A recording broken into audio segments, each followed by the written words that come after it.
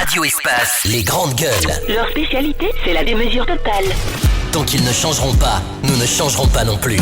Les grandes gueules, à suivre tous les jours sur la radio d'opinion. Radio Espace.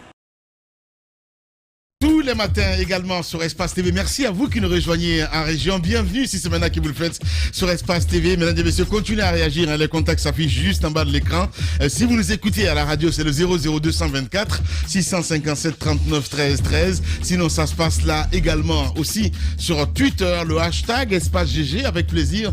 Dans un instant, on se fera plaisir de lire quelques messages que vous avez bien voulu laisser là sur notre plateforme.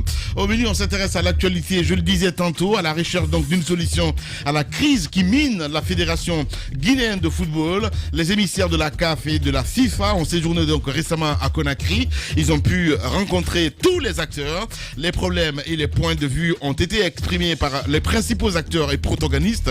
Et parmi les personnalités clés, il faut le dire, nous avions donc le vice-président Amadou Diaby, lui qui avait déjà pris ses distances d'avec tous les problèmes de la fédération pour s'installer donc à Kinshasa, a dû rentrer pour être aussi entendu. En attendant donc les conclusions de cette mission, les mêmes questions qui ont prévalu au lendemain du retrait de la candidature d'Antonio Soare demeurent évidentes. Quand donc le Congrès, c'est la question que nous nous posons ce matin chez les GG. L'autre question que nous nous posons, et avec quel candidat justement?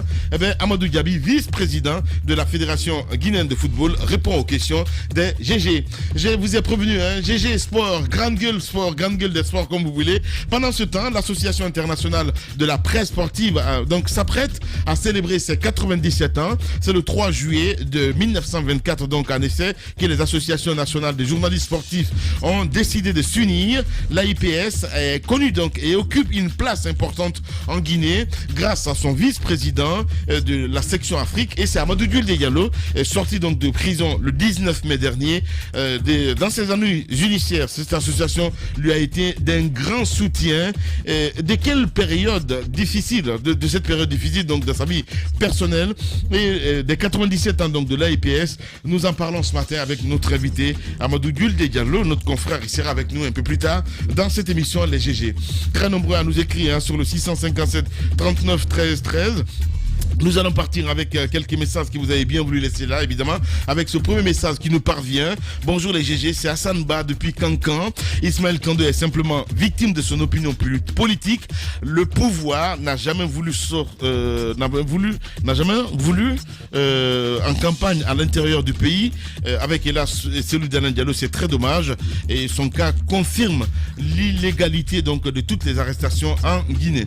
Nous restons dans le sillage avec cet autre aussi qui nous écrit. Bonjour les GG, c'est là-haut depuis Fria. C'est juste salut donc mon idole Moussa Mouige, je l'aime beaucoup, merci beaucoup. Allez, on reste avec cet autre également qui nous écrit. Bonjour les GG, bonjour à toute l'équipe. Franchement, vous êtes le miroir indélébile du bas peuple en Guinée, car nous ne serons libres qu'après donc la séparation avec ce pouvoir radical. Danger, n'est-ce pas? Il pose la question. On reste avec Excellence Baldé, le Guinéen, qui nous écrit également. Bonjour la team des GG, 10 ans de détention provisoire, c'est inédit quand même, voilà. À quand la justice guinéenne? Mes respects, c'est Excellence Baldé le Guinéen qui nous envoie ce message. Beaucoup de réactions ce matin sur le 657 39 13 13. Bonjour les GG, c'est Lamine, voilà, bonjour Lamine. Poutine révolutionnaire Kaba depuis Cancan. Je pense bien que notre pays, la Guinée, souffre sur tous les plans: éducation, justice, sécurité sociale, économique, politique, infrastructure. Notre gouvernement n'a pas de solution. Lamine Poutine révolutionnaire Kaba qui nous écrit du côté de Cancan. Vous restez avec nous avec cette autre réaction évidemment qui nous envoie qui exactement. Je pense que c'est le message d'hier. On y va avec cette autre réaction. Bonjour Lamine, bonjour à toute l'équipe. Le pouvoir du Prat pour la Guinée est une sanction de Dieu. Amadou Tozi qui nous envoie ce message. Nous restons toujours avec ces auditeurs évidemment. Cette fois-ci avec sur Twitter, Cabinet Condé évidemment qui nous envoie les tweets de ce côté avec cette première réaction évidemment qui nous parvient. Je pense c'est Excellence Balde le Guinéen sur Twitter. Il est sur tous les canaux lui. Bonjour les GG, bonjour à toute l'équipe. Nos magistrats doivent arrêter de mettre les Guinéens sous mandat de dépôt ou en détention provisoire à la maison centrale sans preuve valable. C'est trop exagéré. 10 ans de détention provisoire sans jugement, c'est quand même inédit. Voilà, je viens de lire évidemment ce message par SMS. Saïd Koumar Bolé également sur Twitter, le hashtag Espace GG qui nous écrit bonjour les GG, bonjour à toute l'équipe. À voir tout ce qui se passe dans les prisons, je me pose bien la question de savoir le rôle de cette justice dans notre pays où une majeure partie des prisonniers sont en prison sans aucun procès. Force à tous ces détenus de façon à tous ces détenus de façon illégale sans jugement. Hashtag Espace GG. On reste avec Kernomar Baldé également qui nous écrit bonjour Lamine, bonjour à toute l'équipe. À chaque fois qu'on a envie d'espérer un lendemain meilleur, c'est en face la réalité. C'est le cas de cette dame qu'on a écoutée tout à l'heure. Ce pays est incroyablement insensible à l'humanisme. C'est un auditeur qui nous envoie ce message. Patekourou Diallo sur Twitter nous écrit bonjour les GG, les conditions de détention provisoire en Guinée sont alarmantes. Devant les lois républicaines, tout le monde est égal en droit et en devoir. Que la société civile s'engage à sensibiliser l'État sur les notions de droits de l'homme. Je suis abasourdi. Freedom à tous les détenus. Hashtag Espace GG. On reste avec Jean Moussa, le philosophe. Il se fait appeler comme ça sur Twitter. Bonjour les GG, à mon avis, la vitalité d'un pays dans le sens de garantir la paix dépend de l'impartialité de la justice, mais malheureusement, la justice guinéenne ne cesse de laisser la frustration au sein de la société guinéenne. Hashtag Espace GG. Aboubakrine HCC également qui nous écrit comment quelqu'un peut faire 10 ans en prison sans aucun jugement. Les magistrats doivent éviter ce genre de situation inacceptable. On reste avec Sampolia Fodé Bangali Fofana également qui nous écrit bonjour Lamine, bonjour à toute l'équipe. Lamine, tu es le coach absolu des propriétaires des médias privés en Guinée. Et Adafo Média est un océan pour les sons. Ok, merci. Alors, Lamine, ne vous inquiétez pas. Merci à vous tous, évidemment. Grâce à vous, auditeurs. Merci à vous. On reste avec Jean Lelouma également qui nous écrit sur Twitter. Bonjour les GG. La transparence de la justice pour le développement d'un pays doit être comme l'eau et la terre pour le développement d'une plante, vitale et facile à mettre en place, mais à condition de le vouloir. Il n'y a que des intolos sur Twitter, c'est juste incroyable. Nous restons avec Abou Poutine Banco, auditeur fidèle. Abou Poutine, si tu nous écoutes en ce moment, t'es demandé de passer à la radio Espace pour récupérer évidemment ton t-shirt et demander Poutine. Voilà, ton homonyme Poutine, il est grande taille, il n'a rien ici dans la tête. Voilà, allez, il s'appelle Poutine, Seguirinka. Allez, on reste avec lui, il dit les erreurs judiciaires donc existent partout dans le monde. Et le cas de Laurent Gbagbo est une illustration parfaite. Il faut préciser qu'il a été interpellé suite à une plainte d'un citoyen. Voilà, c'est un auditeur qui nous envoie ce message. On reste toujours avec les twittos. Lucien Blémou également qui se bouge sur Twitter. C'est quand même triste de détenir une personne avec un dossier vide. La justice offre pourtant plusieurs opportunités de contrôle judiciaire par exemple. Déjà la maison centrale est pleine, en économisant donc des places, en étant plus juste et plus procédural, voilà, c'est bien cela. Lucien Blémou sur Twitter, évidemment. Continuez à réagir sur le 657 39 13 13. Avec plaisir, nous allons prendre en compte vos messages. Un peu plus tard, dans cette émission, les GG sur Radio Espace Guinée. Le temps pour nos invités, pour notre premier invité évidemment, de nous rejoindre dans ce studio, évidemment sûr, c'est Amadou Julde Diallo que nous allons avoir comme invité ce matin. Mais plutôt Amadou Diaby d'abord, voilà, beaucoup d'Amadou ce matin. Voilà, Amadou Diaby que nous allons voir dans un instant, mon cher Antoine. On a vu aussi, Paul le rappelait ce matin, du côté de la FEDI, avec la tasse qu'a écrit à la Fédération guinéenne de football, comme quoi la plainte de Aboubakrine, c'est bien cela. Aboubakrine qui a plutôt retiré sa plainte c'est bien foot. Ouais, parce qu'il n'a pas de moyens. Il est fauché apparemment. Ouais. Bon, en tout cas, depuis le départ, on savait qu'il qu'il était mis au devant de la scène pour jouer un rôle. Oh là, Antoine, mais c'est trop facile. Bien, mais non.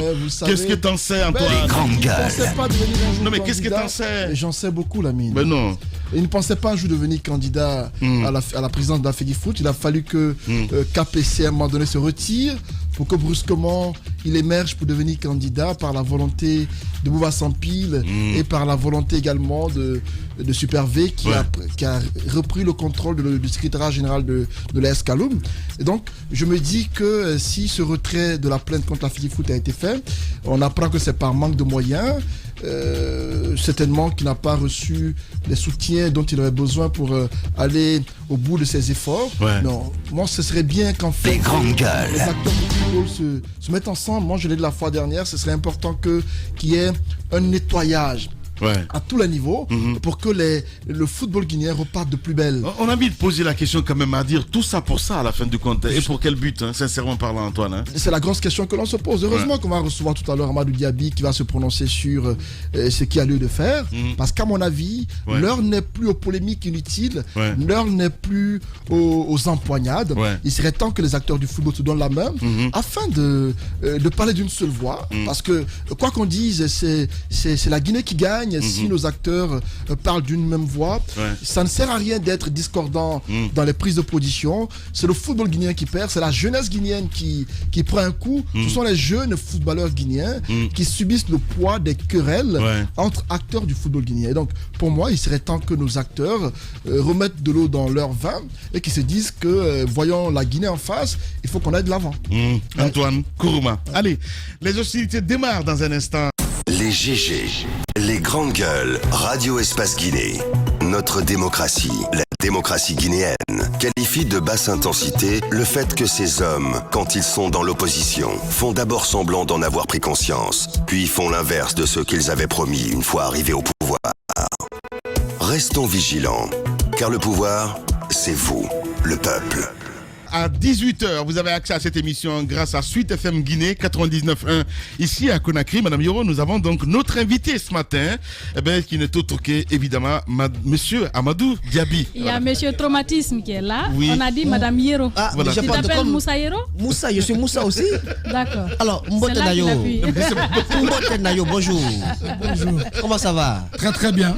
En forme? Très en forme. On a l'impression que c'est un nouveau Amadou Diaby que nous recevons ce matin. Plus jeune, requinqué. Comment ça va? Très bien. On remercie Dieu.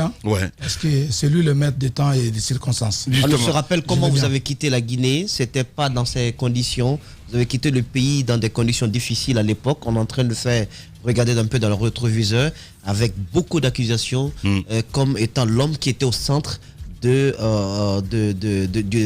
sorte de débâcle du fiasco du Syli national de Guinée, celui qui a donc mis de la corruption dans le jeu avec les joueurs, avec les entraîneurs. Aujourd'hui, blanchi de tout cela, Amadou Diaby revient au pays.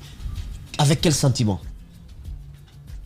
Sentiment de satisfaction pour ma famille, pour la famille du football, pour le peuple de Guinée, pour vous les journalistes qui ont fait de nous ce que nous sommes, parce que sans vous aussi, vous participez beaucoup pour nous.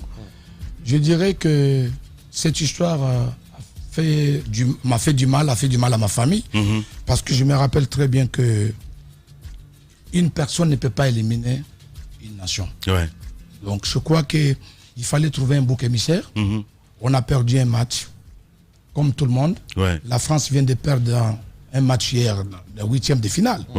Bon, il n'y a pas un mort d'homme. Il fallait que nous aussi, nous avons perdu un match contre une équipe qui était plus forte que nous. Et il fallait retourner à la maison et tirer les leçons de nos échecs. Et puis, renforcer notre équipe vraiment pour les années qui arrivent. Justement. Donc il fallait trouver le bouc émissaire et puis voilà, ça a été fait, c'est fait. Je comprends très bien. On vous dit, vous êtes le faiseur d'hommes, Amadou Diaby. C'est très important parce que quand on fait replay un petit peu, on revient sur le cas de Super V que nous avons reçu dans ce studio. Il n'y a pas ce qu'ils ne pensent pas de vous à la fin du compte. Si c'était à refaire tout ce qui s'est passé, Amadou, quelle sera votre position par rapport à tout ce qui se passe maintenant du côté de la fédération? Antonio était président de la Fédération guinéenne de football. on va dire grâce à Amadou Diaby, parce que c'est ce qui se dit, vous êtes carrément, je ne vais pas dire le troisième homme, mais bon, vous êtes quand même, il faut le rappeler, hein, le faiseur d'hommes. Si c'était à refaire tout ça, qu'auriez-vous fait, Amadou Diaby? Je confirme ici devant vous que si c'était à refaire, j'allais le refaire. Ah ouais? Mais pourquoi? Ouais. Je m'explique. Ouais. Au fait, il faut que les gens comprennent que je n'ai pas fait des histoires avec l'ex-président de la Fédération guinéenne de football. Il n'y a pas eu de problème? Il n'y a pas eu d'histoire, il n'y a pas eu de problème. Au fait, je suis arrivé dans une fédération où la gestion était opaque. Ok. Alors, 3 mois, je vis que l'organisation, la façon, la manière à laquelle les choses s'est passées, je me suis dit qu'il fallait que je parte de là.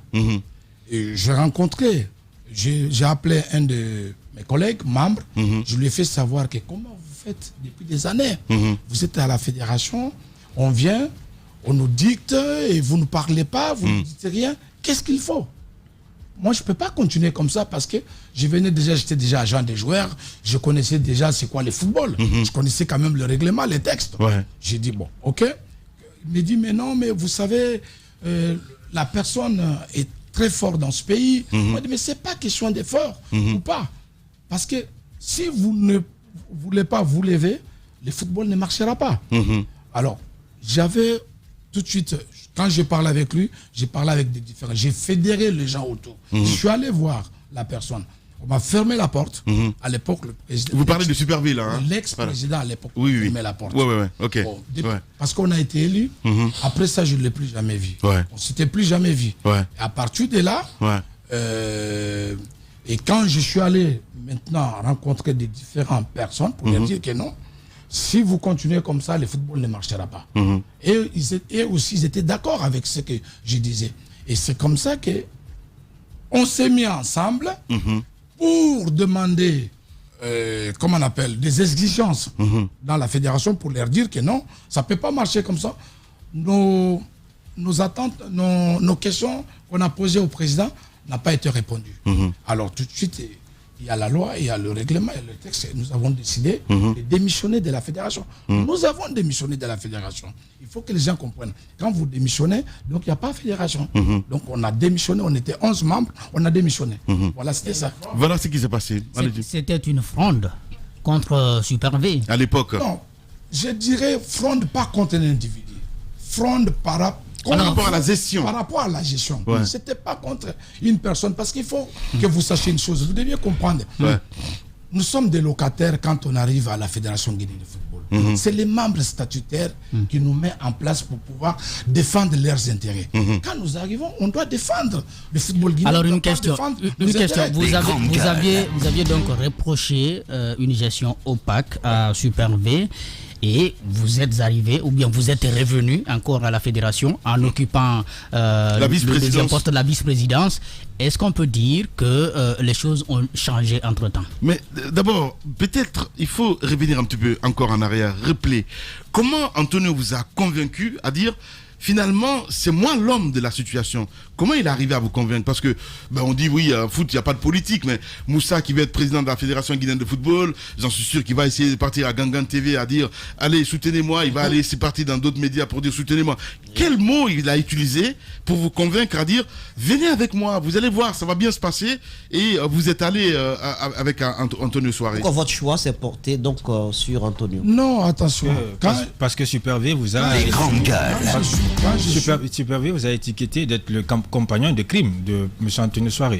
Bon, je pense que je ne suis pas là beaucoup plus pour parler des personnes. Oui. Comme vous voulez que je vous explique, je vous expliquerai. Allez-y. Au fait, moi j'étais premier vice-président de la Fédération guinéenne de football. Donc, mon but n'était pas d'être président. Je suis venu à la Fédération à l'époque, je venais d'arriver, il fallait apprendre petit à petit. Et puis, ça viendra un jour. Il ne faut pas se presser dans la vie. Donc, les quand grandes je suis arrivé gueules. premier vice-président, il y a eu cette histoire de mauvaise gestion. J'ai dit que non, 3 mois après, j'ai dit, je quitte. Et on a quitté avec les amis. Et en temps, il y a eu la normalisation. Et ils ont, tout de suite, la transition est arrivée. Et puis, ils ont fait appel à la candidature, à ce que chacun dépose sa candidature. j'ai déposé ma candidature en tant que premier vice-président de la Fédération guinéenne de football. D'accord. Maintenant, l'arrivée de M. Souaré, il a présenté aussi sa candidature. Donc pour moi, je pense que... C'est très simple ça, c'est très simple. On a vu ce qui s'est passé à Molo Diaby, ce que vous dites là. Ce que vous dites, c'est très simple. On sait que dans les faits, ça ne s'est pas déroulé comme ça. Oula, vous avez... Qu'est-ce qui t'en sait? Non mais il s'est levé. Qu'est-ce qui t'en sait? Il s'est levé, il a fait des pieds et des mains. Il a cherché des soutiens de gauche et à droite. Il a trouvé pour soutenir Antonio Souaré, pour qu'il soit élu. Vous l'avez fait. On a vu ce qui s'est passé. Les grandes gueules. Vous savez, aujourd'hui, comme je vous dis, je n'ai pas envie de faire beaucoup la publicité du passé. Pour une simple raison. Non, l'histoire, c'est important pour les auditeurs. Oui, j'ai soutenu la candidature d'Antonio Souaré. Pourquoi? Pour quelle raison? Parce que je croyais en lui et je croyais en lui. Vous croyez encore en lui? Je croyais en lui. Et aujourd'hui? Je croyais en lui. Et aujourd'hui? Je n'ai pas de jugements à faire. Mais je n'ai pas de réponse sur cette question-là. Ça se comprend, hein, évidemment, avec tout ce qu'il a traversé. Hein. Peut-être la réponse à ma question maintenant. Entre-temps, puisque c'est pour la mauvaise gestion, vous avez organisé une fronde contre Super V, même si vous ne voulez pas l'admettre. Est-ce que... La fronde contre la gestion. Non, on ne peut pas organiser une fronde contre. C'est contre quelqu'un de toutes les façons. C'est lui qu'il fallait enlever. Non. Maintenant, quand on arrive à la fédération, est-ce que ça a changé entre-temps? Les grandes gueules. Ça appartient au membre statutaire. S'il vous plaît. Mais c'est lui qui gérait. C'est une association. À l'époque, vous c'est le comité exécutif. Maintenant, la question, c'est de savoir est-ce que ça a changé. De quelle époque? Votre époque. Avec Antonio Souaré, je veux dire, parce que vous avez appartenu à toutes les époques, il paraît. Quand je suis arrivé avec Antonio Souaré, je me rappelle très bien que vous ne pouvez pas dire le contraire. Le début de cette collaboration était fantastique. Parce qu'il faut reconnaître que à l'époque, le Chili national avait repris encore un engouement qu'elle n'avait plus, ça faisait plusieurs années. Et puis, tout se passait très bien. Pour vous dire, pour ne pas aller plus loin, je n'ai fait qu'1 an et demi à la fédération. Après, j'ai été suspendu. Bien. Amadou Diaby, premier vice-président de la Fédé, hein. Notre invité ce matin. Allez-y, mon cher Paul. Alors, monsieur Diaby, vous avez été suspendu. Votre honneur a été donc, disons, lavé, puisque vous avez saisi le tribunal arbitral des sports qui a demandé à ce que vous soyez réhabilité dans vos fonctions. Mais quand on ressasse un peu le passé, le temps que vous avez séjourné à la première vice-présidence de la Fédération guinéenne de football, et quand vous demandez, est-ce que vous reprochez de quelque chose pendant ce temps? Reprocher, c'est... Reprocher parce que, par exemple... Des erreurs, peut-être. Des erreurs, parce que autour de Macron, par exemple, l'équipementier Macron qu'on avait, on a appris que vous étiez avec M. Antonio Souaré en France lorsque vous nous aviez annoncé à l'époque que la Guinée avait officiellement paraphé un contrat de 4 ans avec Macron qui s'était engagé à habiller toutes les catégories de nos sélections nationales. Pourtant, dans la réalité, la Guinée achetait l'unité de maillot. Macron, plutôt, nous avait fait une remise en achetant l'unité. Au lieu d'acheter à $100, on achetait à $60. Il y avait également cette question de formation qui s'est posée. On devait faire voyager 18 encadreurs du côté de la France pour une immersion dans les clubs européens. Paraît-il que c'est vous qui avez mis le pied dans le plat. Merci. Je pense que vous êtes très mal informé. Je vais quand même éclaircir les choses, puisque je sais d'où vient la question et je sais pourquoi vous posez cette question. Et je vais vous éclaircir pour être beaucoup plus calme à partir d'aujourd'hui. Je vais rebondir sur la question du départ des entraîneurs. C'est vraiment dommage d'insister toujours sur ce problème. Je sais la question vient de qui et c'est qui vous a dit de vous poser la question. Allez-y. Voilà, personne. C'est pas grave. Non, Paul, on n'est pas au tribunal. C'est pas la peine de lever la main. Voilà. Donc, les grandes gueules. Je suis d'accord, Madame Yero. La Fédération guinéenne de football, par mon intermédiaire, a signé un partenariat avec la France. C'était une première pour notre pays. Quand j'ai vu le président Noël Le Graët, c'est moi qui ai vu le président Noël Le Graët pour lui dire qu'on avait vraiment besoin de vous parce que vous n'avez n'êtes pas sans savoir que la France, quand même, c'est un exemple au niveau formation. Je lui ai fait savoir que je vais venir à la fédération. Est-ce que vous ne pouvez pas nous aider, si jamais je viens à la fédération, d'avoir un partenariat avec vous? Il a dit oui, pourquoi pas, je vais vous accompagner. À partir de là, quand je suis arrivé à la fédération, j'ai pris le président de la fédération. Nous sommes partis à la fédération française. On a signé un partenariat avec la France. Ce partenariat consistait quoi? C'était d'accompagner la formation. Tout ce qui est administration de notre football, mettre tout en place, la formation des jeunes, mettre les académies en place. C'était un package qui était déjà mis en place.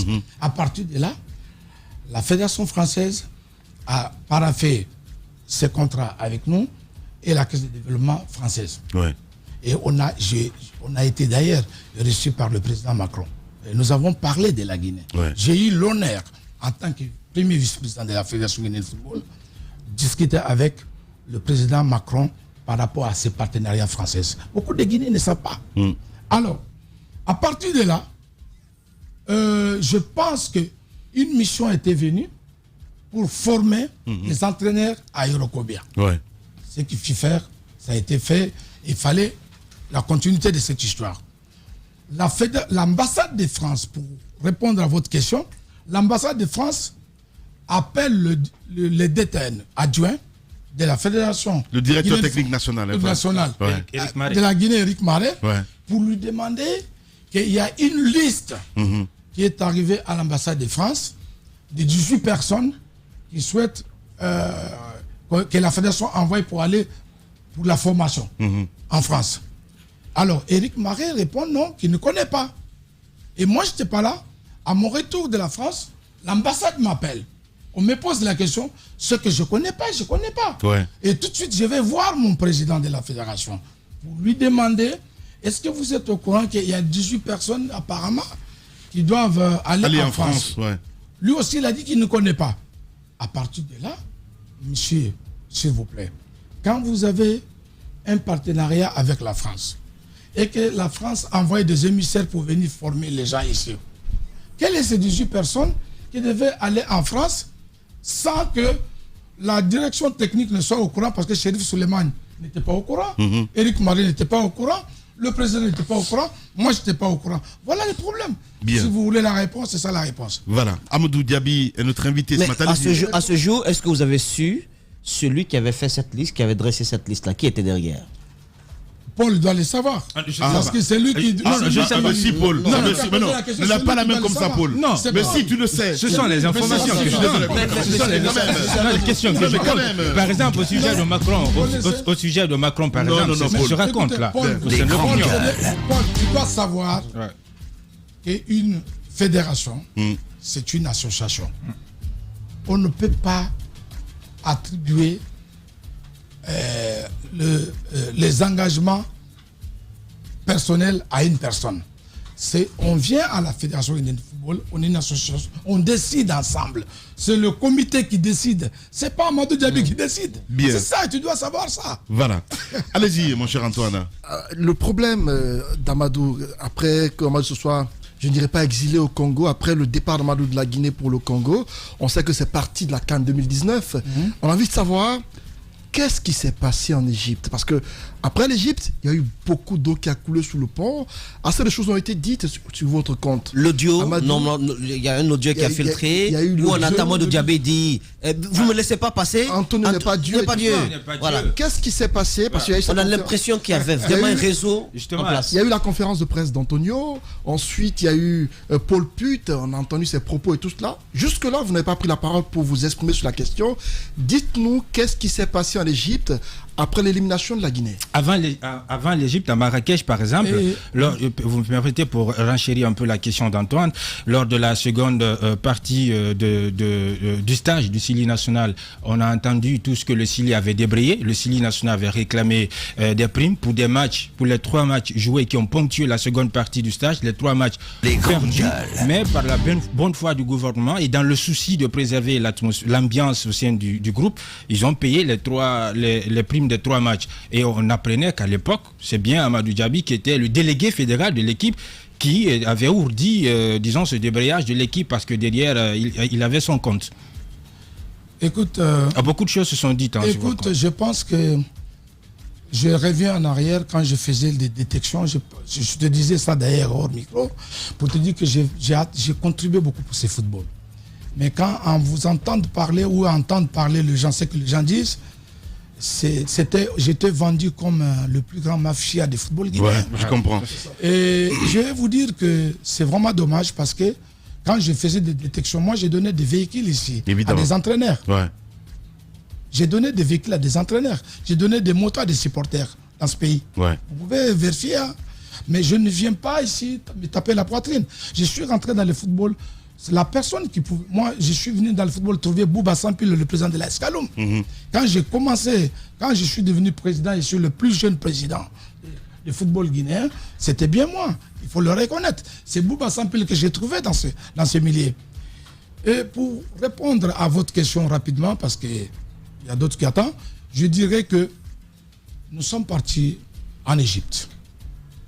Vous savez, le problème d'Amadou, aujourd'hui, pas me faire voir, Amadou a un problème de l'image. Je peux aller avec vous partout où j'irai, je vous assure, c'est Dieu qui m'a donné ça aussi. On verra tout de suite Amadou qui passe. Ça, c'est Dieu qui fait ça aux gens. En Égypte, nous sommes une équipe bien organisée. On arrive. Je suis le délégué fédéral. Nous sommes le seul pays où tu vas voir là où nous sommes, où l'équipe se trouve. Il y a plein du monde qui sont là du matin au soir. Je ne suis pas le seul qui peut pouvoir peut-être demander à ces personnes qui étaient ici. Alors que tu ne verras jamais l'équipe de France quand elle est à rassemblement quelque part. Ouais. Tu ne verras pas de gens à l'intérieur même de l'hôtel. Ça, c'est un. Ça perturbe les joueurs. De deux, l'équipe a fait un faux pas dans la préparation parce que nous avons quand même perdu des matchs amicaux. 3 matchs amicaux. Ouais. Déjà, c'était mal parti. Alors, à partir de là, il fallait, on se disait, on va se rattraper. Mais cette équipe qu'on avait montée, on s'était dit, on va en Égypte. Mais cette fois-ci, franchement, il faut se battre à ce qu'on aille jusqu'au moins en quart de finale. Ouais. Parce que les joueurs qui venaient d'arriver ne se connaissaient pas trop beaucoup. Ouais. Alors, il fallait automatiquement être beaucoup plus ensemble parce que chacun d'entre eux venait de par-ci, par-là. Alors, il y a le moral, il y avait tout ça. Donc, entre-temps, c'est vrai que nous avons perdu. Mais quand nous perdons un match, c'est qu'il faut pouvoir parler. Ce n'est pas le fait qu'il y a raquette ou il y a corruption. Il faut parler de l'échec sportif. Ce qui fait qu'on n'a pas parlé de l'échec sportif. Quand vous regardez très bien depuis qu'on est arrivé dans cette histoire, on ne parle que de raquette et corruption. Est-ce que ce n'était pas lié à l'attitude de l'entraîneur Paul Put juste après la défaite du Sili? Parce qu'au soir de la défaite, nous apprenons que tout le staff technique est parti, a quitté l'hôtel pour se retourner dans leur pays respectif. Alors que les billets d'avion qui étaient pris, c'était jusqu'en finale. Je voulais déjà vous dire ici, la personne qui avait le contrat avec la Guinée, c'est la seule personne qui a un contrat avec la Guinée, c'est Paul Put. Ses assistants n'avaient pas le contrat avec la Fédération guinéenne de football. Donc je ne peux pas contrôler les gens qui n'ont pas le contrat avec nous. Ouais, je comprends. Je suis désolé parce que ces personnes n'étaient pas de travers de Paul Put. Ils venaient par occasion parce qu'ils avaient souvent des engagements au niveau de leur club en Europe. Ce n'était pas ces travailleurs. Et comment comprenez-vous ces accusations contre vous lorsqu'on dit qu'il y a eu des raquettes au niveau de certaines primes, lorsque Paul Put estime que dans... Mais la justice a dit... Je parle de ces versions qui ont été dites à l'époque. Je vous informe aujourd'hui que c'était faux, c'était des manipulations. Ouais. Et manipulations. Parce qu'aujourd'hui, Paul Put, il est avec les mêmes assistants à Brazzaville. Mais si ces assistants raquettaient Paul Put, Pourquoi il est avec eux? Donc vous le dites ce matin, jamais Amadou Diaby n'a eu un pourcentage sur les salaires ou les primes octroyées au staff technique. Antoine, je vous dis, je vous répète, ils sont allés à la banque guinéenne. La Société Générale, elle est là. Vous avez entendu dire qu'il y a des virements, il y a le il y a le mail, il y a ceci. Avec les grandes gueules. J'arrive. Allez-y. Je suis venu au TAS. On a demandé à ce qu'on sort les virements bancaires. Nulle part Amadou Diaby est dedans. Nulle part. C'est faux. C'est un problème monté de toutes pièces et manipulé. Un problème monté de toutes pièces. Je le dis. On a entendu Amadou Tam Camara, le président de la commission d'éthique, je crois, c'est ça, la commission d'éthique qui au lendemain de cette histoire... Suspendu. Oui, au lendemain de cette histoire a dit qu'il a des preuves qu'il détient, des preuves sonores et des documents. Il a dit qu'au moment venu, qu'il les brandirait. Au TAS, on a dit que les preuves fournies n'étaient pas suffisantes. Tam avait dit qu'il avait des preuves avec lui, qu'il allait les brandir au moment venu. Comment comprendre que brusquement, ces preuves aient disparu et qu'on n'en parle plus? Surtout un lien avec un représentant du côté de la Côte d'Ivoire. Par où le truc aurait viré. Vous savez, ils ont mal joué, ils ont perdu. Qui avait intérêt à vous salir, vous, Amadou Diaby? Tam, j'arrive. On parle également de témoins qui s'est rétracté. J'arrive. Vous savez, vous connaissez la Guinée aujourd'hui mieux que moi, pour ne pas dire que je connais la Guinée mieux que vous.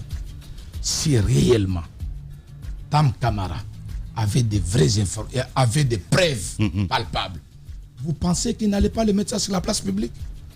Pour sa crédibilité? Pour son image? Vous ne pensez pas?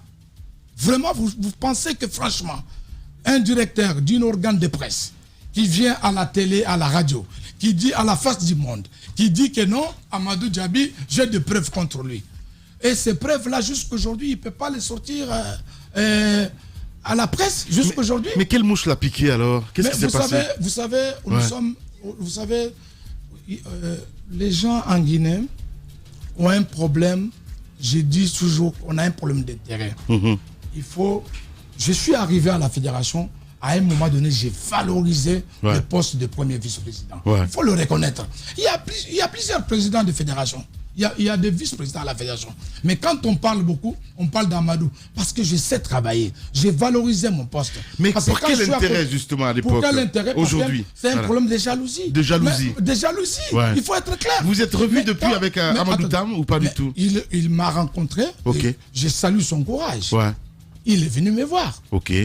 À ma résidence. Il m'a vu, il m'a rencontré, on a parlé, il m'a expliqué, bon, on s'est compris. Est-ce qu'il vous a dit, est-ce qu'il vous a dit qu'il a été manipulé, qu'il a été conduit à faire ce travail? Moi, je vous confirme que à partir du moment où quelqu'un, quand tu arrives, il vient vers toi pour te parler, il est éthique, il vient pour te parler. C'est pourquoi il vient te parler. Alors que c'est lui qui m'a accusé, non. Mais si maintenant il me demande, s'il vient me voir, pour me parler, pour me parler. Il vous a dit quoi? C'est lui qui a le preuve. C'est lui qui a le preuve. Moi, j'attends le preuve jusqu'aujourd'hui. Maintenant, il vous a dit quoi? Il amène le preuve. Donc, dernièrement, il vous a dit quoi? Non, je pense que je ne suis pas. Vous n'allez pas rentrer dans la confidence. D'accord, mais est-ce que vous avez été rassuré ce jour-là, quand il est venu vous voir, que Amadou Tam a été donc manipulé dans ce dossier? Pour moi, oui. Oui. D'accord. Mais il vous l'a dit verbalement ou pas du tout, Amadou Diaby? Il me l'a dit. Ok. Très bien. Alors, donc, mais par qui? Je ne sais pas. Avec un peu dans cette histoire de manipulation. Non, Jacques, c'est un shaitan, je t'assure. C'est pas possible. Vous voyez, excusez. Pour connaître d'abord, la commission d'éthique de la Fédération guinéenne, c'est une première fois dans la vie, dans l'histoire du football, de voir qu'une commission d'éthique est divisée. C'est incroyable, c'est du jamais vu dans le monde. Comment expliquer? J'ai vu même, soi-disant à l'époque, un porte-parole de cette commission, à l'époque, qui passait à la télévision matin, midi, soir. Nous allons révéler. Vous savez qu'ils sont répartis au TAS des fois. Est-ce que vous êtes au courant? Non, ça je ne savais pas. Ils ont été, j'ai été blanchi pour la première fois, mais puisqu'ils ne peuvent pas, comment on appelle, faire l'appel, puisqu'au TAS, il n'y a pas d'appel. Alors, il fallait maintenant monter une autre histoire pour dire que bon, voilà, l'État nous a dit, il faut monter, il faut, comment on appelle, refaire le jugement. Il faut refaire le jugement. Comment peut-on faire le jugement de quelqu'un que vous avez dit qu'il a fui? Bien. Comment Paul Pitt a pu sortir du pays sans que tout le monde soit au courant que Paul Pitt est sorti, alors que Paul Pitt, il a un contrat. Ouais. Pour pouvoir partir, il doit mettre fin, il doit signer le fin de son contrat. Mais comment, pour partir, qui l'a aidé pour sortir du pays? Comment on peut dire qu'il a fui? Il a fui pourquoi? Puisque il n'y a pas eu la confrontation entre moi et Paul Pitt. Comment peut-on accepter que toi, aujourd'hui, on te dise que tu as volé le portable, tu vas à la police te dit que Amadou est venu t'accuser.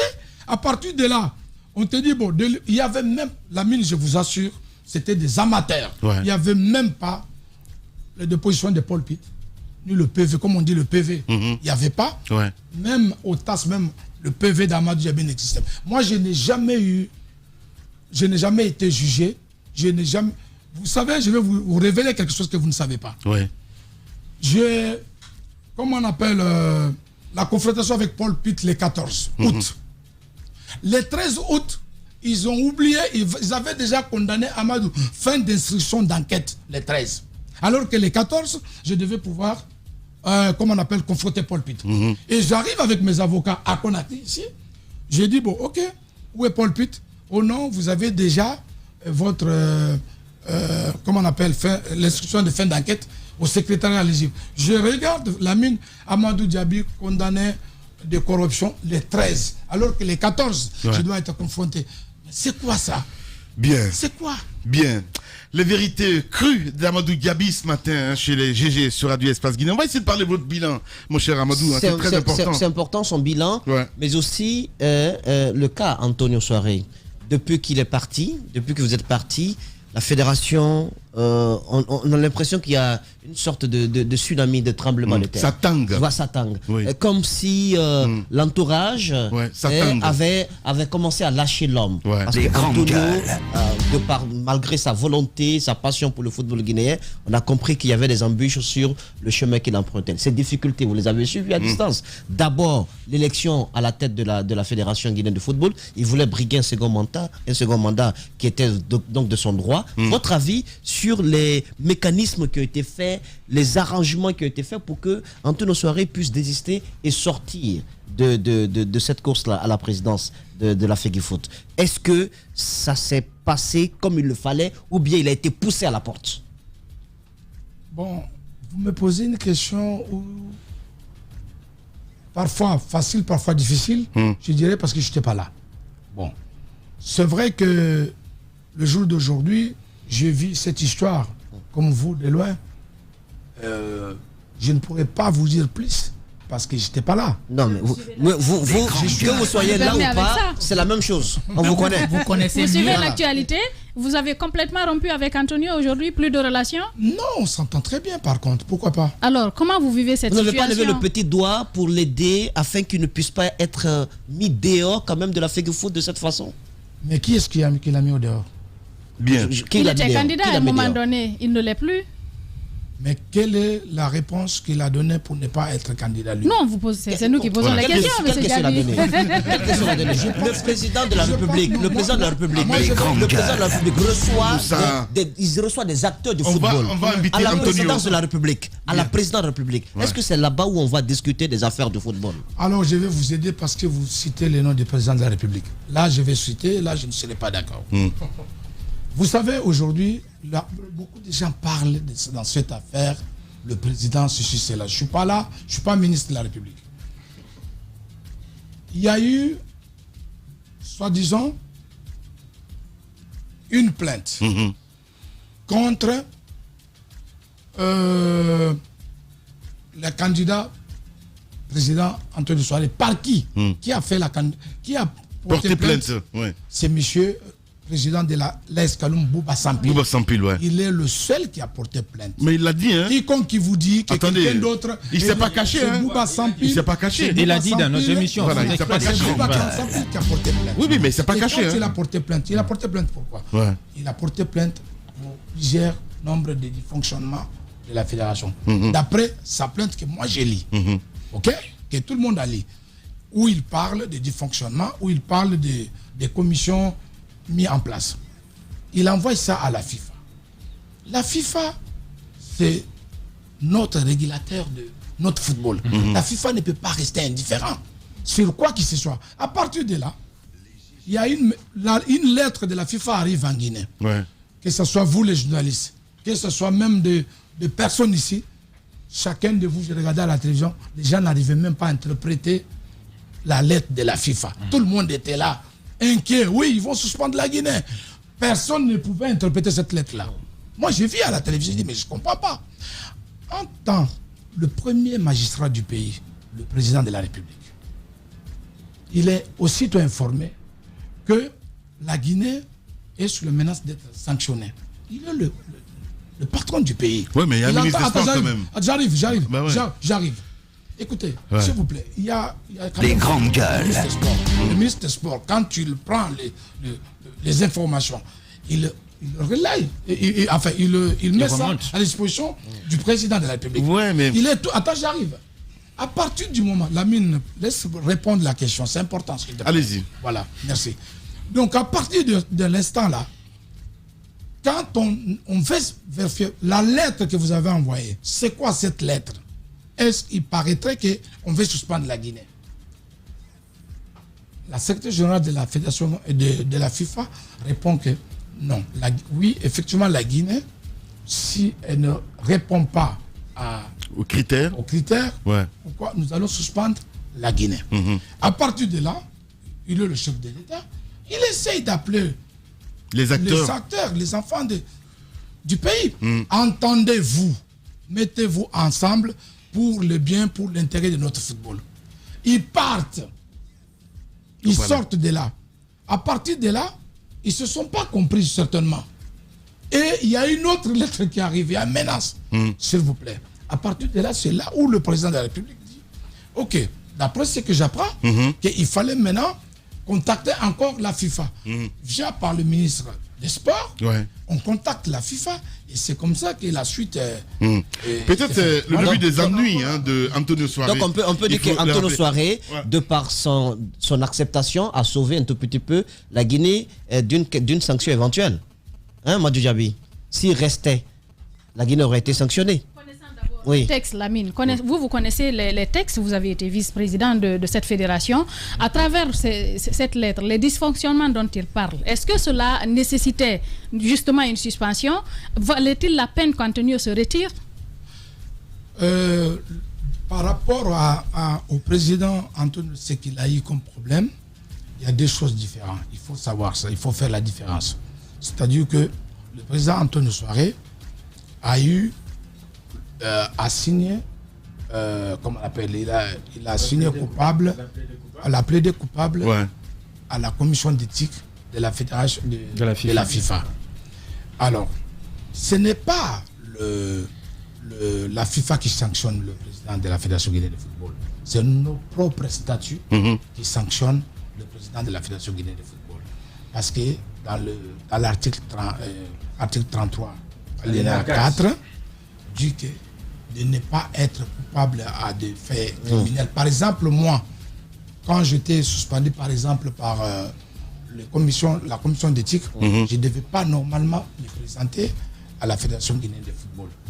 Puisque ma sanction a été levée, donc je suis lavé de tout soupçon, donc je n'ai aucun problème.